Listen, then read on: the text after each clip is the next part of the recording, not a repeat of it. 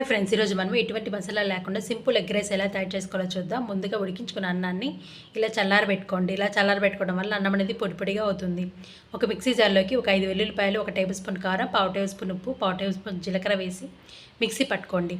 Stove on చేసి కడాయిలోకి 2 table spoon oil వేయండి. Oil వేడెక్కాక ఉల్లిపాయ ముక్కలు, పచ్చిమిర్చి, కరివేపాకు వేసి మంచిగా ఫ్రై చేసేసుకోండి.